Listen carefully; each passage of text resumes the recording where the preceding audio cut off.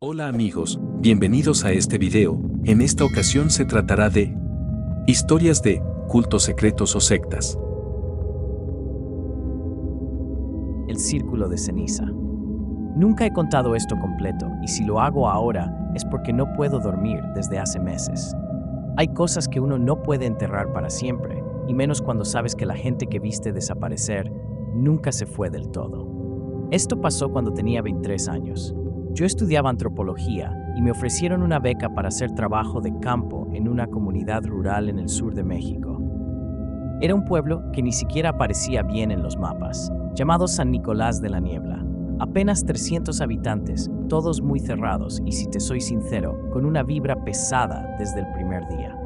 Llegué con mi cuaderno, mi cámara, mi mochila y esa ingenuidad estúpida de creer que podía observar sin ser visto. Los primeros días entrevisté a algunas personas mayores. Todos parecían hablar con rodeos. Me daban datos, pero evitaban ciertos temas: las noches sin luna, las fogatas en el bosque y, sobre todo, el nombre Don Lencho. Cada vez que lo mencionaban, bajaban la voz o se persignaban. Pero hubo una noche que cambió todo. Era sábado y, como cada fin de semana, el pueblo parecía vaciarse después de las 9 p.m. Ni un solo niño, ni una lámpara encendida, ni una ventana abierta. Todo estaba demasiado silencioso. Yo, como idiota, quise salir a grabar sonidos del ambiente, registrar cómo cambiaba el pueblo.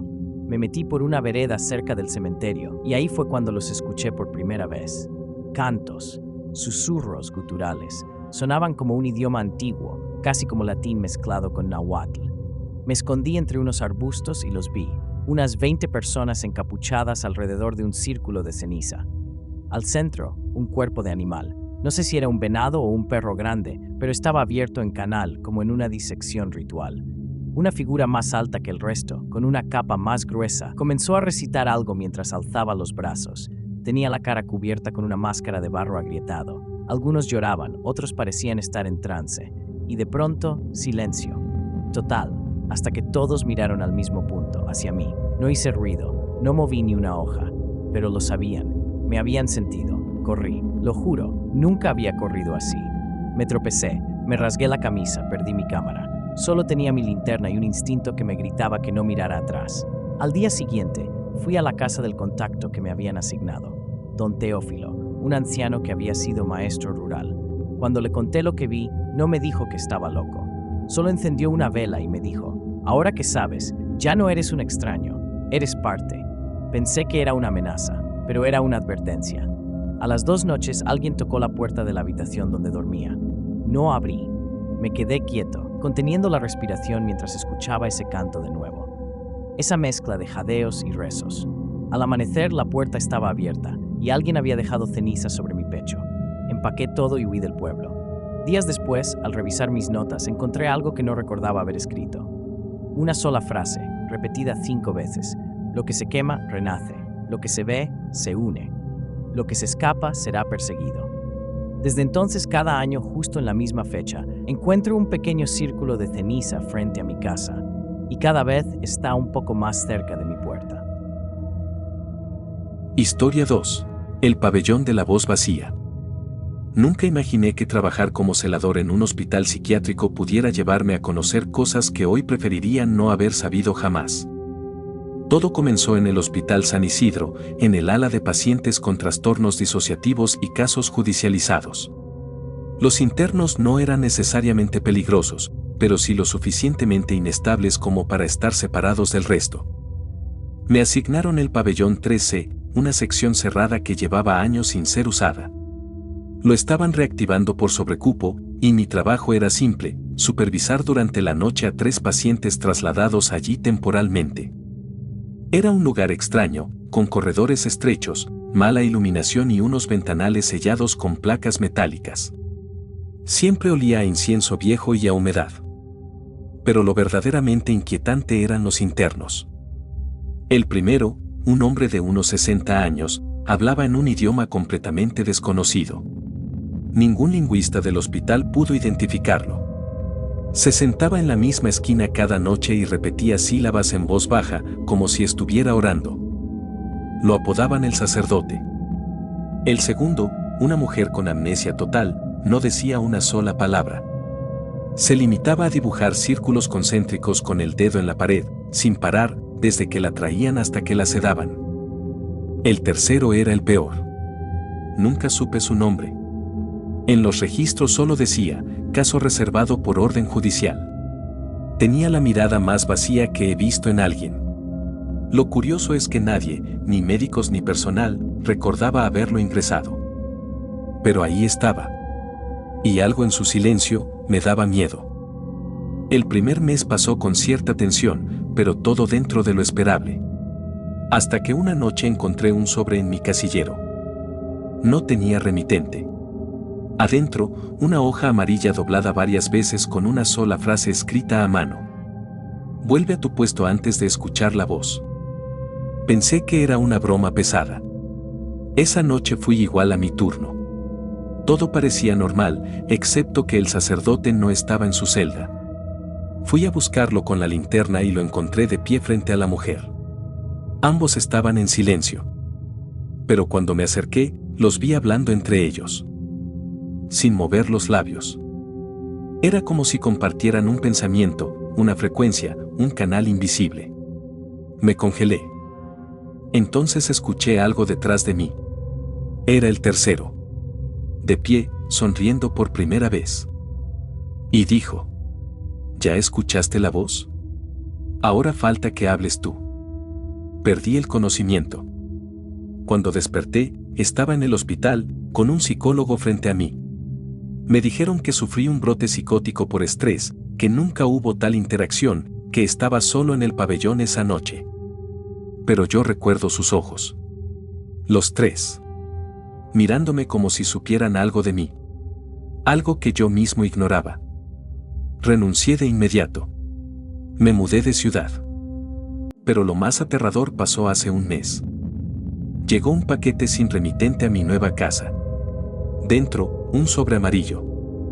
Y una nota escrita con la misma caligrafía. No puedes dejar el pabellón. Porque ahora tú eres parte del círculo.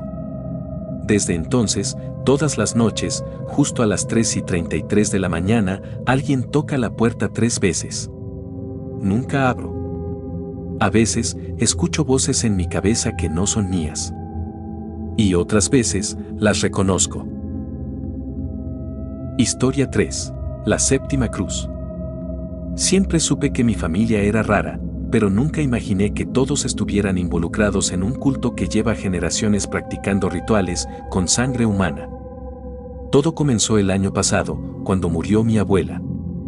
Su casa, una finca enorme en lo alto de un cerro, quedó a nombre mío, lo cual me pareció raro, ya que tengo tíos, primos, y mi madre seguía viva. Pero el testamento fue claro. La casa y sus secretos pertenecen al séptimo. No entendí qué significaba eso. Yo era el tercero de mis hermanos. ¿Séptimo de qué? La casa estaba en pésimas condiciones, pero había algo que me impulsaba a ir. Como si algo me llamara. Me tomé unos días, manejé hasta la finca y me instalé. Las primeras noches fueron tranquilas. Excepto por los sueños. Siempre eran iguales, yo bajaba una escalera de piedra infinita mientras escuchaba un canto gutural. Al fondo, una figura encapuchada me esperaba con los brazos abiertos. Siempre despertaba justo antes de verle el rostro. Al tercer día encontré una habitación secreta detrás de un mueble empotrado. El aire era más frío y olía a cera quemada. Adentro, una mesa de piedra con 7 cruces talladas y una inscripción en latín que apenas pude traducir. Al séptimo se le hereda la sangre. A partir de ese día, todo se fue al carajo. Cada noche, una vela encendida aparecía en una de las cruces. Yo no tenía velas en la casa. La primera vez pensé que me estaba volviendo loco. La segunda, decidí dormir afuera. Al volver por la mañana, había 2 velas. Y en el espejo del baño, una palabra escrita con lo que parecía sangre. Acepta. Llamé a mi madre, furioso. Le exigí una explicación. Hubo silencio. Después, un susurro. No debiste entrar al sótano. Colgó. Esa noche soñé de nuevo con la figura encapuchada. Pero esta vez, cuando levantó la cabeza, vi mi propio rostro, podrido, con gusanos saliendo de los ojos. Me desperté gritando. Había 3 velas encendidas. El día siguiente llegaron en camionetas negras. Mi tío Ernesto, al que no veía desde niño, lideraba el grupo. Todos vestían de negro, portaban cruces talladas en hueso y hablaron como si yo hubiera cumplido con una profecía. Según ellos, cada generación debía entregar al 7º descendiente varón como heredero del ritual de la sangre. Yo era el 7º. Y debía continuar el legado. Quise irme.